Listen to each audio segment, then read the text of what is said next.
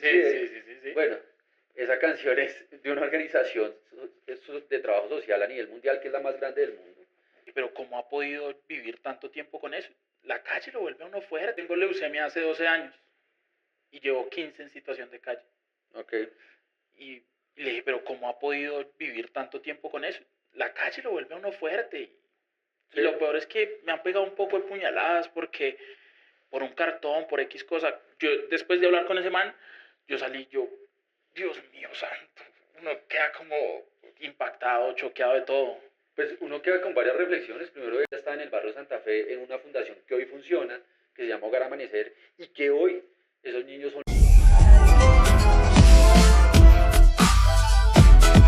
En el mundo de la política, siento yo que es de esos mundos que donde por más que usted haga bien las cosas, en algún punto siempre la va a cagar. O sea, usted puede estar haciendo bien las cosas, pero siempre la va a cagar.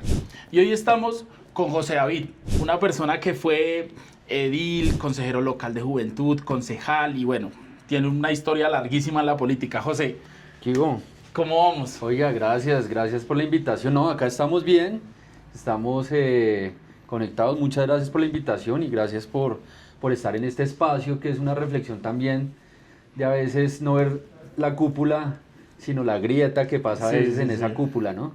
Sí. No la obra de arte, sino la que pasa en esa grieta o cómo fue esa vaina. Muchas gracias por la invitación. No, gracias. Yo agradezco mucho el tiempo porque a veces la gente vive cogida de tiempo y entiendo que es tu caso, pero gracias por sacar el tiempo y venir, de verdad. No, ni más faltaba todo lo que sea para contar historias, experiencias. Cumplí 40 años hace poco, entonces ya me siento un poco más maduro, entonces... Ya pega la... Yo cumplí 30 en enero. Sí. Y, ay, no, esas crisis como los números del 20, 30, no, pega. Esos cierres de 10 años están duros. Duros, pero, digamos, hay una reflexión y es que, por ejemplo, nuestra generación, bueno, la mía y después la suya, tienen que entender que no son los 40 de nuestros papás y nuestros abuelos eran mucho más difíciles que los nuestros. Entonces, creo que eso es un bálsamo de tranquilidad, de vida y bueno, eso... Bueno, eso es jodido, a mí me pegó. Hay una canción que dice que uno sabe que está envejeciendo cuando los momentos felices lo ponen nostálgico. Sí. Y que ya yo veía un video y yo con el ojo aguado y yo, ay, estoy creciendo. Pues todos me felicitaban y me decían, uy, pero ya 40 y yo sí, ya 40. Eso es parte, pero ¿en qué momento? Y yo, no sé, pero esa es la vida. Pero es lo que hay, es lo que toca.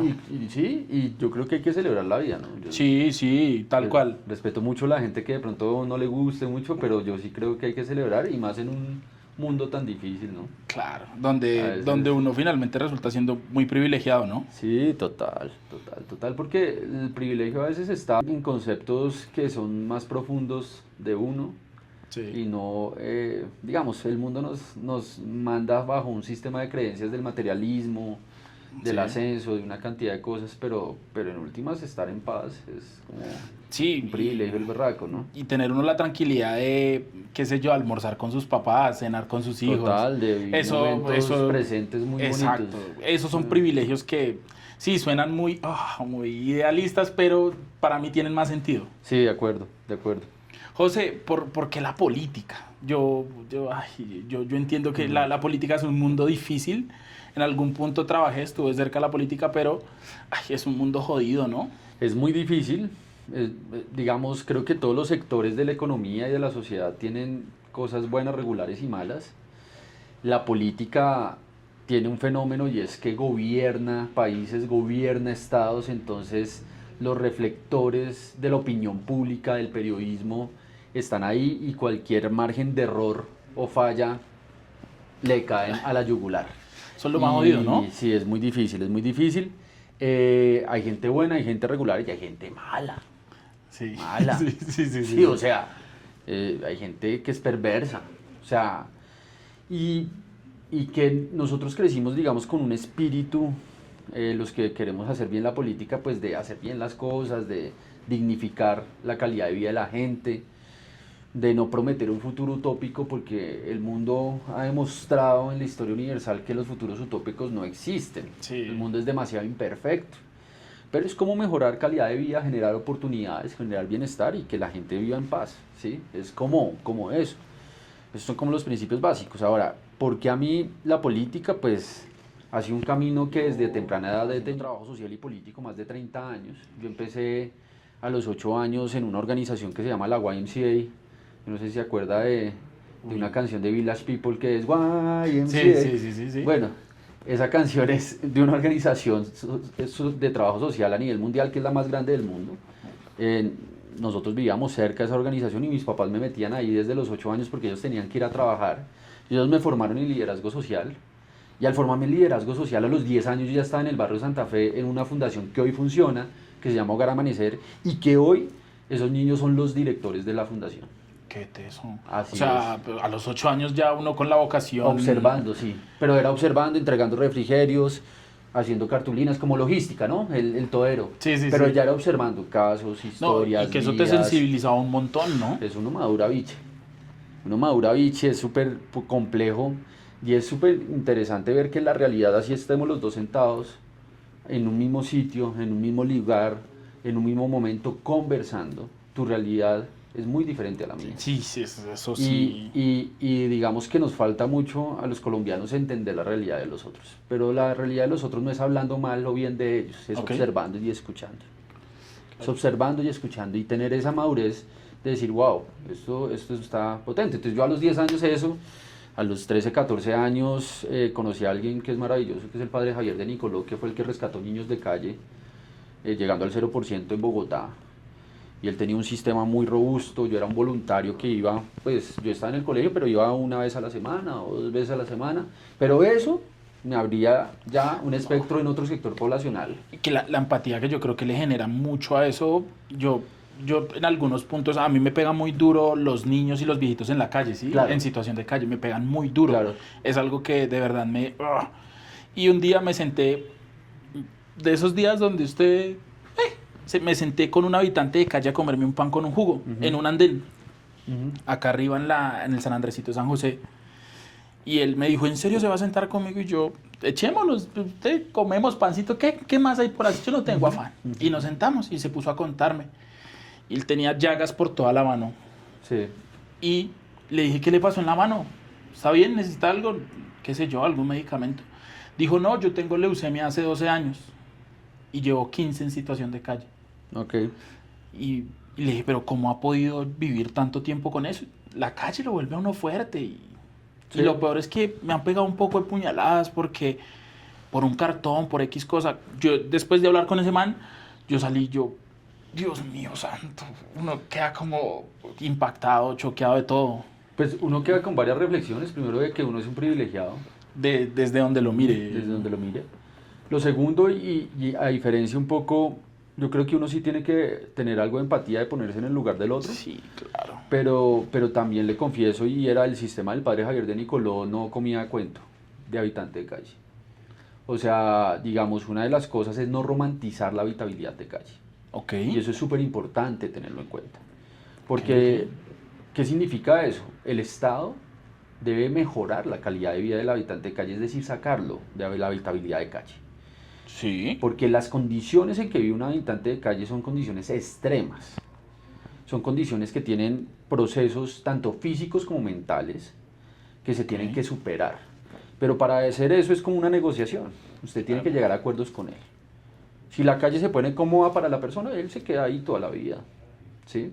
Porque el consumo de drogas, el consumo de drogas lo coge fácil, la alimentación, la gente se la da. Hay, digamos, un sistema de creencias por nuestro arraigo de la cultura católica de que dar una limosna es hacer algo bueno por alguien. Depende. Si es una persona en condición de vejez muy amplia, uno dice, bueno, yo le vendo, le compro. Niños no se deberían permitir. Niños, el Estado tiene que acceder rápidamente, contundentemente. Si es una persona en discapacidad, vendiendo, comprando. Y entonces el padre hablaba de eso. El padre decía, no, aquí hay que estar muy serios y no podemos dejarnos... doblegar por la situación, tal vez. Sí, y que las historias de ellos sea algo como de solo dar. No, aquí hay que acordar. Y acordar es muy importante. Y que eso es un tema muy importante porque en un mundo donde todo el mundo pregona los derechos y los derechos, pues yo siento yo desde mi punto de vista que también se olvida de los deberes y que yo también soy responsable de, Claro. ¿sí? Y yo también tengo decisión y libre albedrío de comportarme de cierta forma. Claro, y que también el deber del Estado es sacar a esa gente de esa situación. O sea, Sí. uno no puede decir, no, es que es un ser humano, entonces dejémoslo ser habitante de calle. No, es un habitante de calle porque tiene una condición extrema y una problemática extrema. El Estado, ¿qué está haciendo para eso? Y eso es fundamental, como entenderlo. Pero bueno, a los 14 yo viví eso. Eso fue una experiencia muy interesante. Y después yo entro a la Asamblea Nacional de Jóvenes por la Paz representando a la YMCA otra vez, que era el proceso de paz de Pastrana en ese momento. Ahí me di cuenta de una movilización de jóvenes muy potentes que recogían las relatorías de esa zona de distensión que fue fallida, de ese proceso de paz que no funcionó, pero que toda esa movilización de jóvenes terminó creando unos semilleros en defensas de derechos humanos en algunas poblaciones que hoy ha disminuido, o que creo que esa lucha ha hecho que mucha gente no muriera tanto.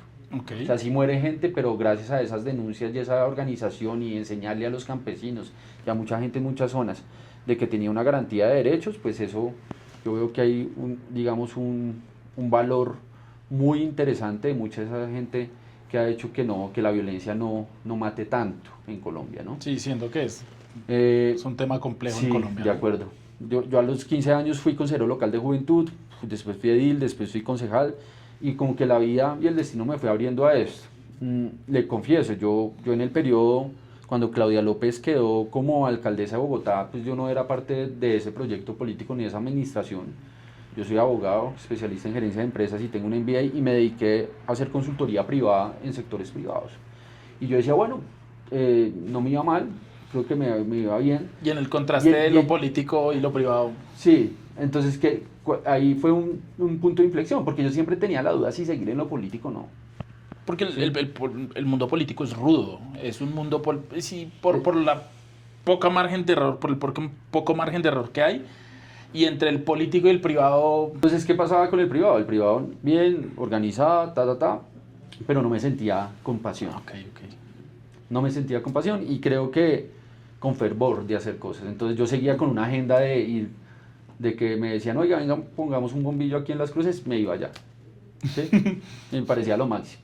Y feliz en Las Cruces. Y feliz en Las Cruces y todo eso. Y todo el mundo me dice que yo soy muy amiguero, sí, yo soy muy amiguero. Entonces me decía, oiga, venga, ¿qué tal cosa? No, listo, ¿qué hacemos? Pintamos, listo, hágale. Entonces, es un concepto que yo cogí desde pequeño y de servir a la gente. Eso es lo que me llama en la política, y creo que la política es una herramienta de dar oportunidades para servir.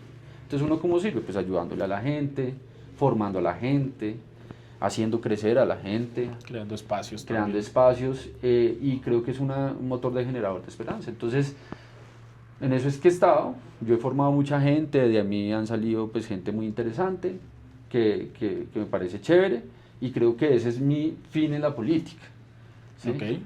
O sea, más que tener una chapa, sí, el yo concejal, fui, el edil, el representante, el presidente, porque eso es basado en el ego, ¿no? Sí. Yo creo que en últimas es la esencia. Okay. ¿Sí? ¿Y la esencia cuál es? Pues servir. A este proyecto, bueno, hagámoslo bien. A esta persona, bueno. Sí, a que las cosas se den como tiene que ser. No sé, en que fluya. Sí. En que fluya las cosas. Y siento que eso es una parte de por qué sigo en la política, ¿sí? Okay. O sea, más allá de eso es como eso. Y que ese condimento de la pasión es casi que, si uno, literal, si uno no lo siente, no se lo despierta ni la plata, ni los títulos, ni nada se lo despierta la pasión, desde mi punto de vista, porque siento que yo tuve algo muy similar y es muy difícil encontrarlo. Yo le hago una pregunta, porque yo sé que la pregunta su merced la hace, pero ¿su merced cree que los colombianos tenemos pasión o fervor? Sí. Yo creo que somos una sociedad muy, muy, muy apasionada. Ajá. Apasionada. Sí, puede ser diferente a pasión. Sí, claro, pues, totalmente. Porque es momentáneo, ¿no? Es como... vamos para encima y con el cuchillo en la boca y de frente a lo que toque, ¿sí? Sí. Pero siento que no hay un equilibrio entre el sentido de pertenencia y la pasión. Si Ajá. nosotros tuviéramos sentido de pertenencia como, en ejemplo, como rolos, Perfecto. podríamos decir, puta, vamos a respetar mi ciudad y es que aquí Exacto. nadie se cola y es que aquí Exacto. nadie me bota basura porque es que es Exacto. mi ciudad. Exacto. Cosa que, por ejemplo, si hicieron... O mi país. Claro, Sí. claro, si hicieron en Medellín. Entonces usted Sí. allá bota un papel y lo van escareando y Sí. en el metro usted no puede comer. Sí, mil cosas así. Pero ese sentido de pertenencia nos falta a nivel país para poder... Pues yo como estoy muy de tener acuerdo un- con su respuesta. ¿Y sabe dónde me comencé a dar cuenta? En Argentina con los argentinos. Uy, pero es que esa gente es... Pero es interesante, vea, yo tuve la oportunidad de ir a La Bombonera a un partido amistoso de Argentina-Zambia. Sí. Zambia es, digamos, un equipo que dentro del Mundial no quedó en el Mundial, está como en un Sí, sí, nivel sí. bajo. Pero a mí lo que me sorprendió y que me sorprende no solo en el género del fútbol, sino en todo lo que hacen los argentinos, es no ser apasionado, sino tener pasión y fervor por lo que hacen. Y lo más interesante de todo es que los que logran un éxito o un triunfo lo rodean. Entonces Sí. a mí me sorprendía mucho yo fui al partido y yo dije, no, eso va a estar medio vacío, como en Barranquilla a veces cuando, ¿sí? Medio vacío. No, lleno total. Sale Messi, todo el mundo rodeando a Messi. Todo el equipo rodeando a Messi. Pero toda la gente rodeando al equipo. Sí. Y duraron 90 minutos cantándole al equipo, dándole todo de sí, admirándolo. Y yo decía, wow, esto es una cultura muy diferente. Pero entonces tú Tal sales cual. del estadio y en una esquina ves que vive Charly García y dicen, no, nosotros creamos el rock en español. Y el rock no es en español, es el rock nacional argentino. Porque Tal Luis cual. Alberto Spinetta quedó los acordes, Charly García, Fito Páez. Entonces ellos se sienten orgullosos y no es Charly García solo cacareándolo, como pasa acá a veces que alguien Sí. logra un logro y es cacareándolo y entonces todo el mundo, lo que tú dices, un momento de apasionamiento y se fue.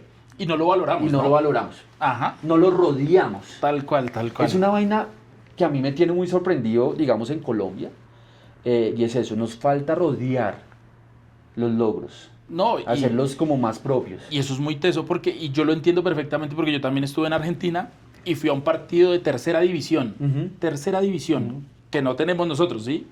Entonces es un partido, era de Talleres de Córdoba con Racing de... Pues no era Racing de Avellaneda, era otro Racing.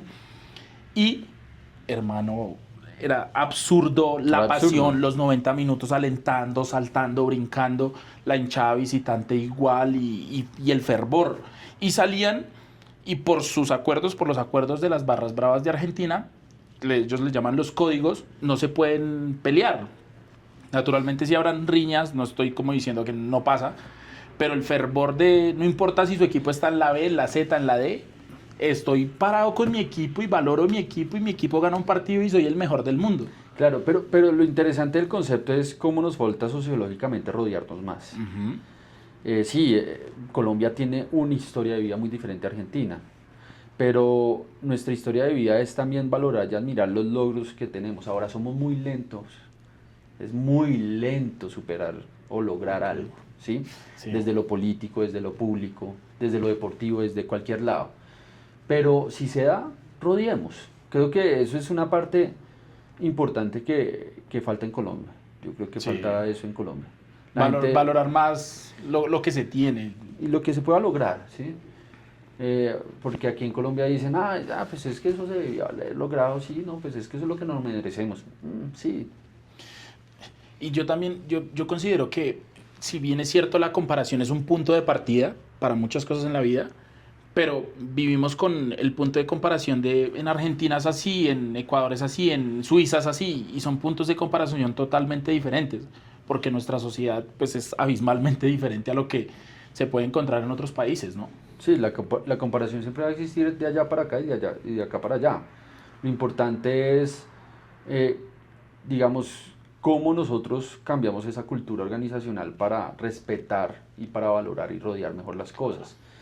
Y creo que eso es lo que nos hace falta también para evolucionar en muchos temas. Lo que pasa es que esto es un país tremendamente radicalizado y tremendamente violento.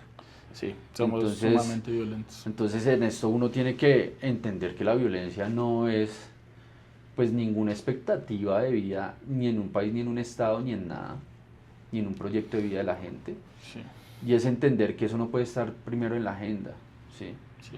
Que la gente que permite eso, pues permite precisamente es unas cadenas generacionales de violencia, de rencores y de fricciones muy fuertes.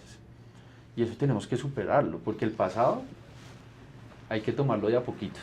Sí. Es como una bebida que no hay que tomarla toda, sino tomarlo de a poquitos No, y no es ya. de a shots. Sí, exacto. Y ya, y olvidarse. Mi hermano me decía algo que en estos tiempos decidimos más por la violencia que por el hablar, ¿sí? Como que no podemos encontrar puntos de acuerdo, puntos medios en donde se encuentre la derecha, la izquierda, el centro, el rojo, el verde, el amarillo, como que nos encontremos y veamos en pro de, ¿sí? Pues que esto es Colombia, ¿sí? Vamos en pro de. ¿Sí? Yo entiendo su punto y lo respeto, entienda mi punto, parece desde mi punto y saquémosla adelante teniendo como los menos daños colaterales posibles. No, y que la democracia, a ver, ¿qué pasa? Winston Churchill decía que la democracia es el menos peor de los sistemas de gobiernos. Es el menos peor, no el mejor. Ok. ¿Sí? ¿Y por qué dice que es el menos peor? Pues porque si es dictadura, pues solo decide un man y Sí. hay una gente que no está de acuerdo y va a llevar del bulto. Si es una monarquía, pues el rey era el que escoge, ¿sí me entiendes? O sea, es el menos peor. ¿Hay imperfecciones? Sí, hay imperfecciones, ¿sí? Porque Y los siempre sistemas van a y las haber. regulaciones siempre van a haber, exacto. Sí. Pero uno de los valores muy importantes de la democracia es el consenso. ¿Y el consenso por qué existe? Pues porque hay diferentes percepciones de realidad, hay diferentes circunstancias de calidad de vida, hay diferentes aspiraciones de vida. Claro. Entonces uno tiene que entender eso. Y si uno no tiene la capacidad, sino el yoísmo, yo soy el Primero genio, yo, segundo el genio yo, de tercero la yo. lámpara. Ajá. Pues hermano, esto no va a funcionar así. Y por eso existen esas fricciones tan radicales. José, cuando ya estabas inmerso en el tema de la política, ¿cuál fue esa que tú llegaste, terminaste el día, te sentaste y dijiste, la cagué? Aquí la cagué y la cagué con toda... o sea, ¿cómo fue esa reacción? ¿Si fue inmediata de, bueno, hay que solucionar esta cagada o tuviste como tu momento en donde te diste palo por cagarla? Es súper interesante la pregunta porque los políticos siempre se venden como que son perfectos e impolutos, Sí. pero uno la puede estar cagando todo el tiempo, ¿sí? Sí, claro. Y si uno no tiene un nivel de conciencia superior, digamos, de entender cómo uno puede evolucionar desde su ser, la puede seguir cagando así, tenga 60, 70 años.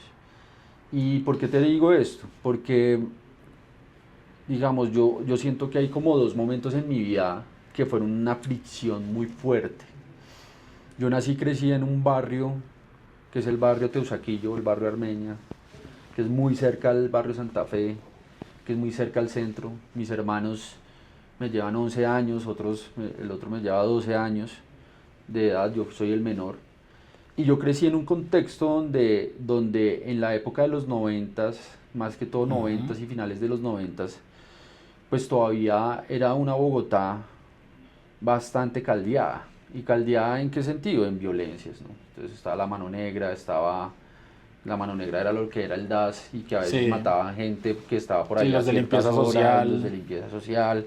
Después se crea como una transformación de tribus urbanas, entonces uno ve los rudbos, los skinheads, los dirt punks, los reggae, los raperos. y en Teusaquillo los raperos, eso era Bocato de Cardenales, eso era todo el tiempo Sí, tal ver cual. esas mezclas.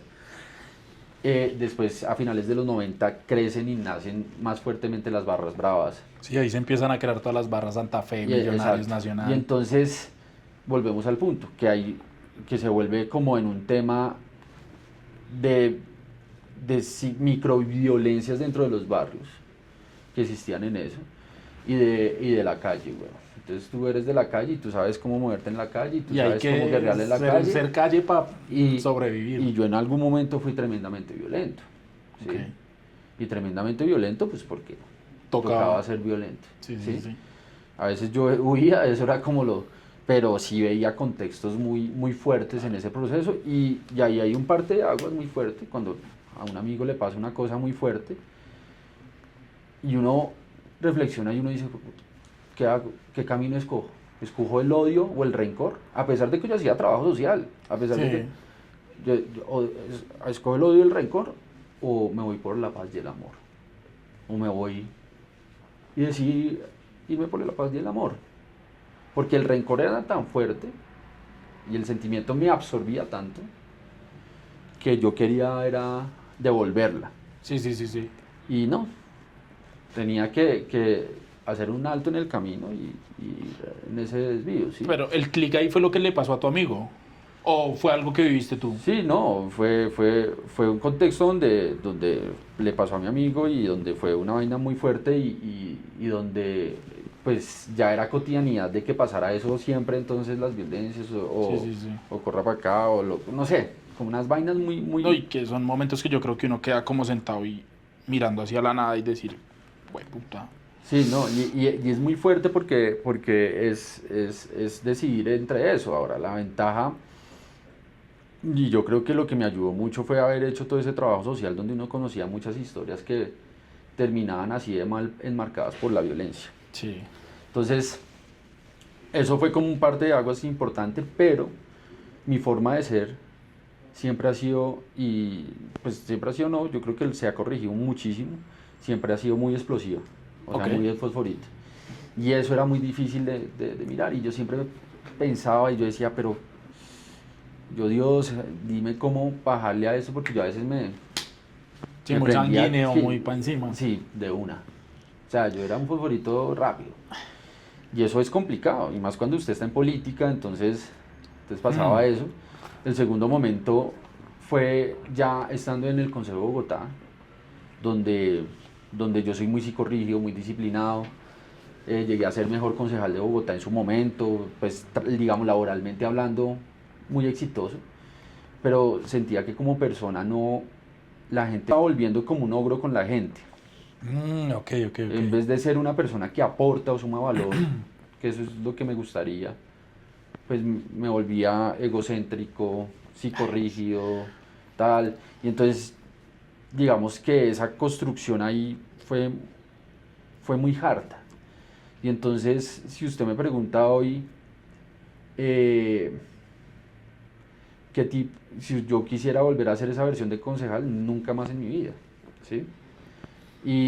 Pero pasa que cría fama y ya está en la cama, entonces todo el mundo desde que me conoce ahí, Ya saben ponen una barrera. que yo soy medio tote, medio psicorrígido, y hay un momento donde, por una crisis que tuve de manera personal hace 3, 4 años, comencé a entender otro enfoque de lo que es la vida y otro enfoque de que el ego no me puede manejar, de entender que siempre hay muchas imperfecciones en el mundo y que eso uno tiene que aceptarlas para no sufrir. Y entender que lo que uno tiene que hacer es como una transformación y una evolución de la gente, que uno tenga por encima de cualquier cosa y por encima de la condición que la gente lo quiera ver o lo quiera desear, o la posición social, digamos, porque es que... Eso también es un tema de ego muy grande, ¿no?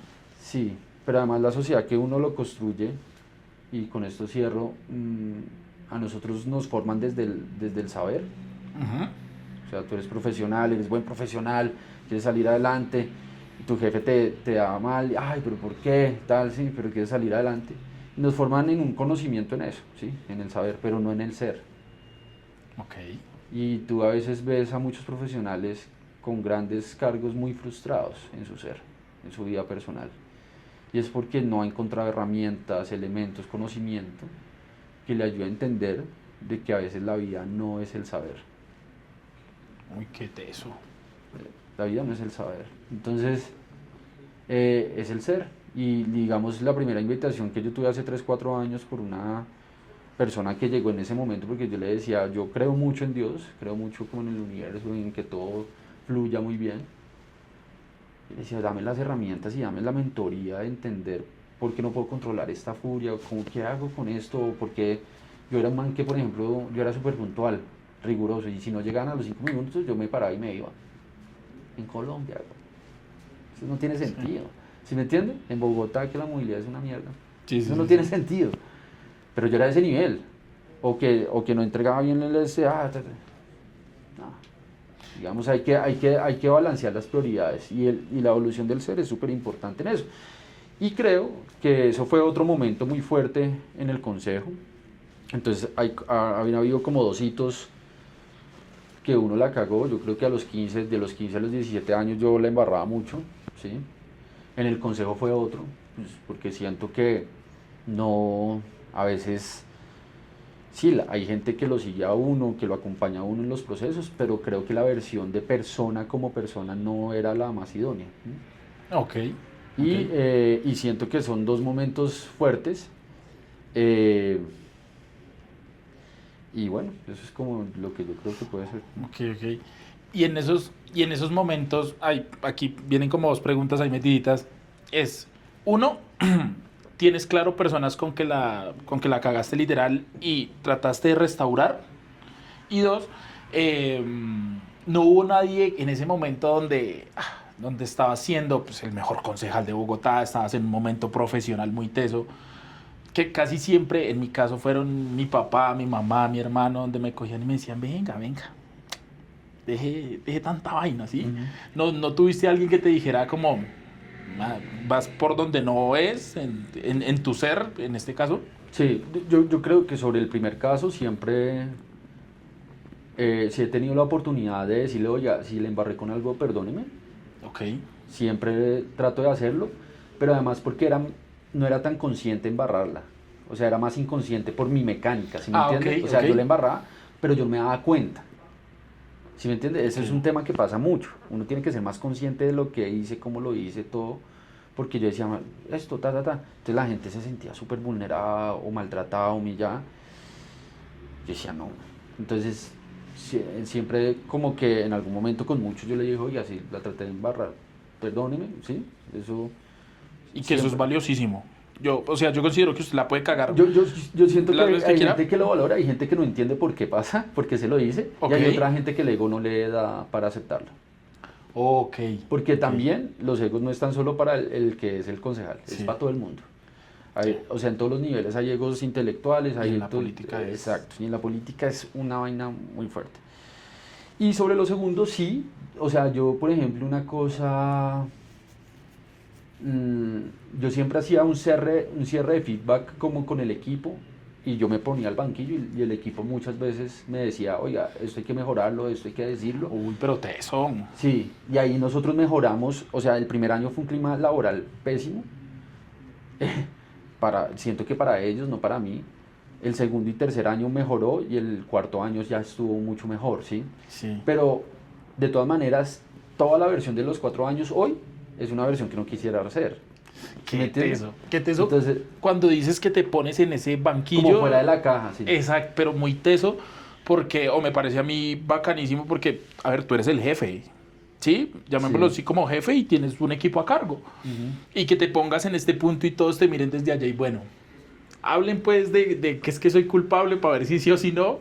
Es, No, y es también- mostrar una prueba de liderazgo muy tesa. No, y también de ellos de honestidad y sinceridad, porque no todos estaban dispuestos a hablarlo y a decirlo. O sea, ¿por qué? Porque a nosotros nos enseñaron a quedarnos callados, a que no se pueda hablar de religión y política, a que usted solo haga caso.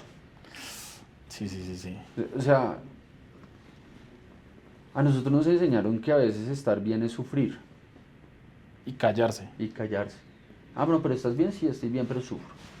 Sí, por dentro con un pedo el berraco. Sí, el berraco. Y agobiado y lleno de problemas. Sí, como soy buena gente, tengo que sufrir por el otro. Sí. ¿Sí me entiendes? O sea, Ok. no, yo no tengo que sufrir. Yo tengo que decidir, yo tengo que evolucionar en esto. ¿Sí? Ok. Y creo que eso pasó mucho. Entonces creo que ahí hay un tema importante. También antes de, digamos, de todo este proceso de transformación, sí, digamos, la gente basa su vida y su proyecto de vida en su evolución como persona. Y eso pasa mucho en lo político. Ok. Digamos, antes yo pensaba en decir, uy, yo quiero dejar una huella en la historia, yo quiero ser un buen político, que la gente me recuerde, yo quiero que me pongan un busto el día de mañana, yo creo que la gente esté feliz con este proyecto de ley, y siento que muchos políticos están en política para eso. Ok. Pero si yo le digo de las 4 vainas, todos estos son basados en el ego, Sí. no en un proyecto colectivo, no en una esencia. Y creo que gracias a Dios yo he tenido ese cambio y esa transformación. Y creo que es una evolución muy diferente. O sea, por lo menos me la gozo mucho más y estoy más tranquilo. Que eso también es lo berraco, ¿no? Tener la tranquilidad, ser político y tener tranquilidad con que su trabajo está siendo bueno o está siendo eficiente. Sí, sí, sí, sí. Sí, no es fácil. No es fácil porque uno quisiera solucionar todo a todo el mundo y no, Imposible. y imposible. Sí, yo creo que es literalmente imposible cogerlos a todos y decir, vamos a solucionarlo de todos en 4 años. No va a No, pasar.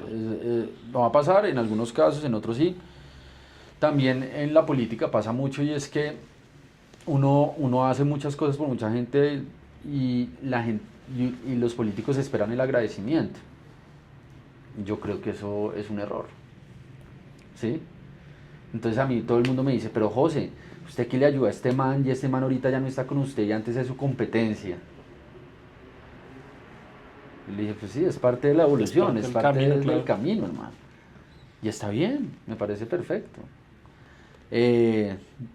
Entonces pasa mucho esos como procesos.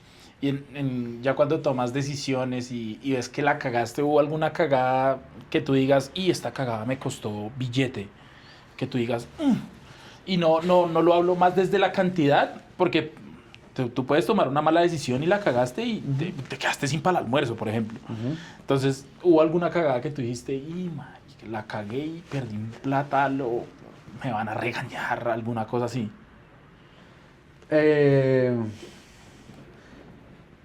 Digamos que otra cosa que pasa en política mucho es que es digamos un desafío de alto riesgo.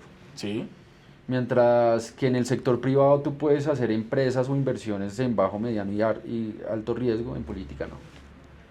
En política, si tú quieres ser político en una campaña, te vas por alto riesgo. Y alto riesgo es poner un ejemplo sencillo, y es que tú entras a un casino, tú pones un número, Y a ver si sí. y eres el rojo, y que comience la rueda, ¿sí? Porque eres buen candidato, tienes la experiencia y eso, pero de pronto el contexto, la circunstancia, alguna gente te apoyó y eso no te alcanzó para llegar. ¿Pero qué significa eso? Que tú le apuestas a ese número. Y eso significa plata, tiempo. Todo. Por ejemplo, yo hace poco, pues, yo era candidato a la Cámara por Bogotá, por el Partido Nuevo Liberalismo, saqué 18.000 votos, estuvo bien, pero no me alcanzó, me faltaron 4.000. La inversión en campaña pues es altísima, patrimonio propio, gran parte, deuda, crédito, ¿sí? O sea, es entender todas esas variables, pero yo ya soy consciente de que todas esas variables existen, ¿sí? Sí. Entonces, uno ya sabe, uno es más maduro en medir las inversiones en eso. Ahora, hice todo perfecto, pero no alcanzó, ¿sí? Entonces digamos que el tema de los recursos sí es difícil, pero también siento que los recursos, y otra cosa que yo he aprendido porque me ha pasado dos etapas así, donde he tenido una ausencia de recursos, los recursos llegan después, ¿sí? Todo evoluciona, todo sigue para adelante, y creo que eso es súper importante tenerlo en cuenta. O sea, cualquier persona que está pasando por una dificultad, si tiene el objetivo claro, siga adelante, ¿sí? Eso se organiza. Sí, yo en algún punto lo hablé en un video y es como que a veces hay que creerle al proyecto, pero creerle desde la terquedad. Y no desde la terquedad de yo puedo solo, yo todo lo puedo solo, sino desde insista, sí, sea constante y hágale, y que es un pasito a pasito. Sí, y lo material, yo siento que lo material se recupera, ¿sí? ¿Sí? Yo he tenido como 2 bajones económicos o 3. Yo también era muy arriesgado en invertir, por ejemplo, en pequeños emprendimientos y se perdía la plata, se perdió, sí. ¿Qué hace? Pero mi vida sigue. tenemos que rebuscarla, hay que rebuscarla. O sea, esto sigue, hermano. Eso no... Y creo que eso no es solo para el político, sino para todos los sectores. Ah, que tú le apostaste a este amigo y el amigo no salió con nada. Bueno, no importa. Esto sí. Hágale. ¿Qué más Esto hacemos? sí, sí. Esto va evolucionando y creo que eso es parte de la intención y de la fuerza también que uno tiene que aprender a liderar y no dejarse, digamos, achantar porque perdió un peso, 2 pesos o por lo que sea, ¿no? Sí. Creo que el mundo, yo siempre he tenido como un concepto de que Dios o el universo creó el mundo a diferencia del cielo, porque el cielo sí es perfecto y el mundo es tremendamente imperfecto porque uno viene acá no con una misión en el mundo, sino una misión de ser. ¿Sí? Uy, qué de, peso, sí. de retarle a uno y de decirle, bueno, ¿cuáles son tus retos? Sí. ¿A ti te molesta la X, humillación? ¿Te ujú. molesta acéptalo y evoluciona tu ser. Qué peso, Y sí. entonces yo creo que es eso, y el mundo va a seguir tremendamente imperfecto, y la desigualdad va a seguir, y la pobreza va a seguir, y la gente HP va a seguir, y todo, maestro. Pero digamos, el reto que te da el Dios o el universo es, bueno, ¿qué tanto evolucionaste para ser feliz, para tener paz y para tener amor? Por eso el libre albedrío que Dios nos da. Exacto. Qué bueno. Bueno, no, yo encantado. De las cosas que más me gusta de esto que hago es literal aprender de diferentes sectores. Y te soy bien honesto, yo estaba como un poco, no quiero políticos. Sí. Y hablé con mi hermano me dijo, José es un bacán, José tiene mucho por contar. Y yo, sí, pero es que la política, yo le tengo mucha presa a la política, a diferencia de mi hermano, que él sí es apasionado por la ¿Sabe qué me vuelta. pasa en la casa también? Que me dicen lo mismo. Sí. Yo tengo algo muy curioso y es que he evolucionado desde el sector político, pero a veces he va a los temas políticos y la gente política. Porque si hay gente muy harta, güey. Hay gente de todo. Pero también hay gente maravillosa. Sí. También Sí. hay gente maravillosa y creo que eso es tremendamente potente. Pero sí, es una mamera. Porque además siempre venden como al que es terco, al egocéntrico, al que se cree el putas. Sí. Y bueno, pues eso es parte de la... Y que pues, la principal idea de esto es venir y decir, es que la cagué. Y Pero yo, bueno, usted y yo la tenía cago. jartera, lo interrumpe, tenía jartera Exacto, eso. de los políticos. Y sea derecha, sea izquierda, sea centro, sea verde, rojo, lo que sea, yo decía como... como que, bueno, y traigo un político, ¿y qué? Entonces mi hermano me dijo, no, él es bacán, entiéndalo. Y claro, entonces yo empecé a investigar y todo el tema.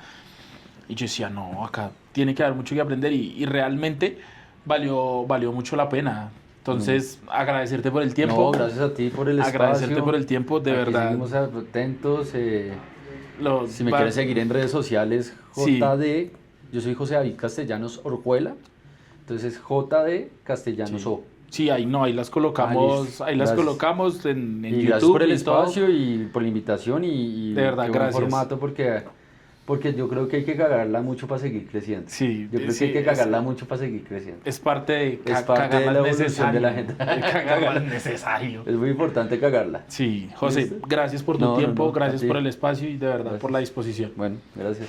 Gracias. Entonces, ya saben, en la política también hay que cagarla un montón para salir adelante y que esta conversación les haya servido. Nos vemos en un próximo episodio y cáguenla, que hace parte del proceso.